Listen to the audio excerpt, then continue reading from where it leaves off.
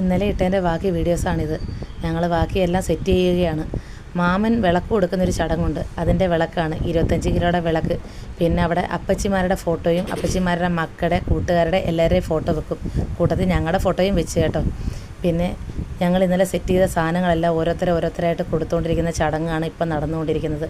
അവിടെ പൂജയും കാര്യങ്ങളും എല്ലാം ഉണ്ടായിരുന്നു. അതിൻ്റെ ഒരുക്കങ്ങളാണ് ഈ കാണുന്നത്. അണ്ണനും ചേച്ചിയും പൂജ ചെയ്യാനായിട്ട് ഇരിക്കുകയും ചെയ്തു.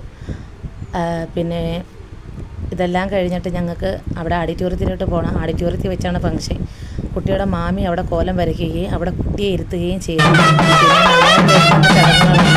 മഞ്ഞളും തേച്ച് തലയിൽ കൂടെ വെള്ളവും ഒഴിക്കണം. ഓരോരുത്തരായി വരിവരിയായി മഞ്ഞൾ തേച്ച് ഞാനും പോയി. മുറയ്ക്ക് ഞാനും ഒരു അപ്പച്ചിയാണ് കേട്ടോ. ഇതെല്ലാം കഴിഞ്ഞ് ഞങ്ങൾ തലയിൽ വെള്ളം ഒഴിക്കുന്ന ചടങ്ങുകളെല്ലാം കഴിഞ്ഞ് ഓഡിറ്റോറിയത്തിലേക്ക് പോകാൻ എല്ലാവരും തയ്യാറായി. തൊട്ടടുത്ത് തന്നെ ആയിരുന്നു ഓഡിറ്റോറിയം. അങ്ങനെ ഞങ്ങൾ തലയിൽ കൂടെ വെള്ളം ഒഴിക്കാനായിട്ട്